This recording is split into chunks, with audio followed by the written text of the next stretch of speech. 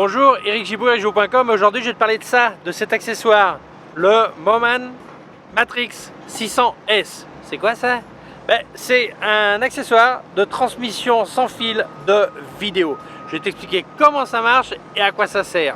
Alors, cette vidéo est sponsorisée par Arvia, écoledefotographie.com, et aujourd'hui, je te parlerai, comme d'habitude, en fin de vidéo, de comment tu peux te former à la photographie à distance et probablement de manière gratuite grâce au CPF. N'oublie pas, si tu vas être à la retraite bientôt, n'attends pas d'être à la retraite pour t'inscrire, car le CPF n'est valable que pendant que tu travailles. Par contre, la formation, tu peux la faire une fois à la retraite. Mais je t'expliquerai tout ça en fin de vidéo et je te laisse déjà en description le téléphone qui est un non surtaxé, c'est un indicatif de région, le email, le site web. Et important, si tu les contactes, fais-le de ma part, car tu reçois un guide photo des 35 meilleurs trucs professionnels. Alors, c'est parti. Alors, ça va pas être une vidéo très longue parce que je vais t'expliquer le principe, comment ça marche, c'est très simple en fait, et surtout à quoi ça sert. Alors, des gens disent, mais pourquoi tu as besoin de ça? En fait, quand tu fais une vidéo, si tu es tout seul, peut-être que tu vois ton écran, que tu as retourné, un truc comme ça, mais quelquefois, tu n'es pas tout seul et il y a d'autres personnes qui ont besoin de voir ce que tu es en train de faire. Ça peut être le directeur de cinéma ou le metteur en scène, ou comment tu veux l'appeler, de la vidéo, qui a besoin d'un écran de contrôle, voir ce qui est en train de s'enregistrer. Ça peut être celui qui fait le follow focus. Il y a des systèmes de mise au point à distance. Là, il y a une personne qui est chargée de faire la mise au point sans arrêt sur l'objectif, mais il n'est pas sur l'appareil photo en fait. Donc il faut bien qu'il ait un écran pour voir ce qu'il est en train de faire. Ça peut être aussi ton client qui est assis en train de regarder ce qui se passe et tu lui donnes ça, son écran, pour qu'il regarde ce que tu es en train d'enregistrer. Par exemple, il peut y avoir plein d'utilités. Alors ces écrans de contrôle, il y a plusieurs manières de le faire. Quand il ne veut pas qu'il soit sur l'appareil, il n'y a pas trop le choix qu'avoir un câble qui va jusque là-bas ou un système sans fil. Et ça, c'est le cas. Donc c'est un petit appareil. Il y a deux choses. Il y a d'une part un émetteur et de l'autre un récepteur, et ça va permettre de transmettre le signal vidéo qui sort de ton HDMI qui est ici, et donc le retransmettre sur un moniteur, un écran de contrôle, tout ça. Donc on va voir ça. Alors l'émetteur et le récepteur sont vraiment semblables, sauf qu'il y en a un qui marque récepteur et l'autre qui marque émetteur. Tu as un petit écran sur les deux. Alors l'écran est complètement lamentable, c'est vraiment le truc le plus négatif que j'ai vu. On ne voit que dalle. Vraiment, même en me mettant dans la voiture pour essayer de voir, je voyais, c'était très difficile à voir. Alors la bonne nouvelle, c'est que l'écran, t'en as pas besoin en fait. Donc voilà. Mais si tu voulais changer des configurations, un truc comme ça, bonjour. Bonjour, là je comprends pas qu'ils ont mis un truc aussi foncé, on voit vraiment que dalle. Après, dessus, tu as l'interrupteur qui est là. Ici, tu as une vis, un quart ou un quart pour pouvoir le monter ou sur une cage, ou dans ce cas-là, j'ai mis sur la griffe de flash par exemple, ok. Après, tu as ici un connecteur USB-C parce que tu peux l'alimenter de deux manières, ou par USB-C ou une batterie type NFP ou je sais plus comment ça s'appelle, NP, voilà, NPF, voilà, standard Sony. Enfin bon, il existe de toutes les marques, mais enfin c'est un standard, donc tu le mets là pour l'alimenter. Après, tu as deux connecteurs, une connexion HDMI, donc ça, sur le récepteur, ça ira vers un moniteur, ou alors sur l'émetteur, ça va sur ta sortie HDMI de ton appareil photo ou appareil vidéo, et tu as aussi une connexion SDI si toi tu utilises ce genre de connexion. Voilà, donc c'est vraiment de base, c'est très simple. Quand tu vas l'allumer, automatiquement il va chercher la meilleure fréquence et ils vont se connecter. Alors le nom Matrix 600S, 600 ça vient de 600 pieds, donc environ 200 mètres de distance de transmission. Voilà, donc on va regarder un petit peu plus de détails. Bon, une image vaut plus que 1000 mots, on dit. Donc voilà, c'est simple. Là, j'ai l'émetteur qui est ici. Là, j'ai connecté un petit écran de contrôle, un PT52 de Portkey que bientôt je vais présenter d'ailleurs, avec le récepteur. Ok. Et comme tu vois, là, j'ai mon Olympus OM1 qui est ici, qui est en train d'enregistrer. Et tu peux voir sur mon écran, là, je ne sais pas si tu vois bien, parce qu'on est en plein soleil. Ok. Voilà, ok, pardon, je vais essayer de voir. Ok.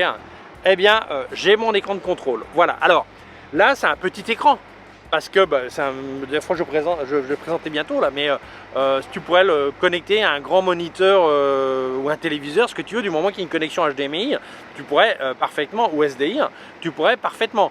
Alors là, les applications, là je suis en train de nous montrer dans le cas où je veux un contrôle vidéo, ou par exemple tu n'as pas un écran qui se retourne, parfaitement tu pourrais mettre ça dessus. Mais là tu n'aurais pas besoin de transmetteur, mais imagine que tu as besoin que ça soit à une distance. C'est complètement faisable. Ou tu es en train de faire une conférence. Une conférence et tu as tu as la caméra qui est en train de t'enregistrer et tu veux que ça sorte sur un grand écran. Eh bien simplement tu connectes ton récepteur à ton moniteur grand ou à un projecteur, peu importe, du moment qu'il y a une sortie SDI ou HDMI, eh bien là tu vas pouvoir projeter ce que ton appareil est en train de voir ou enregistrer. Donc c'est vraiment super facile. Et là c'est le cas où j'utilise le récepteur. Il y a aussi l'option de ne pas utiliser le récepteur, mais de connecter un smartphone ou une tablette directement à ça. Donc si à un moment où tu n'as pas besoin forcément du port HDMI ou tu n'as pas un écran comme ça pour le contrôle, tu peux très bien émettre directement à une tablette et voir sur la tablette ce qui est en train de se passer sur l'appareil. Donc plus simple, c'est impossible. Après les applications, c'est ce que je dis, ça dépend de chacun, mais les possibilités sont vraiment illimitées pour vraiment avoir ça va, un écran de contrôle, un écran utilisé en projection ou plein de choses comme ça. Voilà. Quand tu es connecté sur la app, sur ton smartphone ou sur la tablette, tu as l'option de retransmettre, faire ce qu'on appelle du broadcast. Donc là, tu pourrais retransmettre le signal YouTube où tu veux. Voilà. Alors, quelques petites infos techniques en plus. Le temps de latence, comment on dit, d'attente entre la transmission, c'est de 8 millisecondes. Bon, sincèrement, ça pose pas de problème. Hein. Je pense que ça ne désynchronise même pas la bouche si tu as une voix en train d'enregistrer. Donc vraiment, moi, j'ai pas trouvé ça un délai énorme. Il y a peut-être des experts qui diront oh, c'est énorme, mais enfin bon, moi j'ai pas vu le problème. Alors tu peux connecter, comme j'expliquais, à tout, à un moniteur, un appareil photo, une caméra vidéo, enfin bon, tout ça. Tu as le système à des antennes qui sont intégrées, parce que moi j'ai vu d'autres systèmes, mais tu as des antennes qui sortent par-ci, par-là, et c'est un peu le bazar, tandis que là, comme elles sont intégrées, ça gêne moins. Si tu as un rig ou une cage et tout ça, ça va mettre un peu moins le bazar. Je sais bien que ce soit tout regroupé. Hein. C'est silencieux, il n'y a pas de ventilateur, c'est un genre de radiateur et je trouve ça très bien parce que le problème de tous ces appareils quand il y a des ventilateurs, si jamais tu es en train d'enregistrer du son en même temps, ça risque de s'entendre, donc c'est un problème. Et là il n'y a pas de ventilateur, donc il n'y aura pas de problème. La consommation énergétique de 3,5 watts, donc vraiment correct. Le fait qu'il y ait double système d'alimentation, ça semble bien, USB-C et batterie, c'est bien. Parce que si ça se trouve, tu es en train d'enregistrer chez toi tranquillement ou tu as un moyen d'alimenter par USB-C, pourquoi mettre une batterie si tu peux alimenter directement? Donc je trouvais ça que c'était un plus. Alors après, les petits points négatifs. Alors, premier point négatif, j'avais dit l'écran où on voit que dalle. Deuxièmement, les câbles ne sont pas inclus. C'est-à-dire que la batterie, je comprends, ça te vient avec un émetteur, un récepteur et un petit câble USB. USB-C, un seul d'ailleurs, hein, pas deux, un seul. Okay. Et donc, il faudra que tu prévois d'acheter les HDMI dont tu aurais peut-être besoin, ou SDI, enfin ce que tu veux. Donc, au budget, il faut que tu rajoutes les câbles, n'oublie pas. Alors, pour moi, un autre point qui est négatif, il te donne un petit manuel d'instruction vraiment succinct, mais le manuel... j'avais vu succinct, mais là c'est succinct de chez succinct. C'est-à-dire que si tu veux connecter ton app par Wi-Fi, l'app à ton smartphone ou à ta tablette, déjà, je vais te dire le code Wi-Fi, c'est 1, 2, 3, 4, 5, 6, 7, 8, et il est écrit nulle part. Donc il faut avoir un petit peu l'idée et d'inventer. Okay. Deuxièmement, pour connecter à l'appareil, ça te redemande un mot de passe. Bon courage, bon courage. Moi, je leur ai envoyé un email pour le dire. Alors c'est incroyable parce que l'application, tu as la possibilité de scanner un code QR. Il n'y a aucun code QR nulle part, ni sur l'appareil, ni dans la boîte. Donc voilà, il a fallu que j'envoie un email pour qu'il me donne quel était le code. Alors je te le donne pas parce que c'est peut-être pas toujours le même. Voilà, donc voilà, ok. Donc moi je trouve ça bête qu'un produit qui est bien, ce genre de petits détails, moi ça me fout en boule, sincèrement, voilà, ça se voit peut-être. Alors, sinon, si on parle de la qualité, moi je trouve que la qualité est pas mal. Alors quand tu utilises l'app sur ta smartphone et sur ta tablette, l'app te permet d'enregistrer le signal si tu veux, donc tu pourrais enregistrer la vidéo.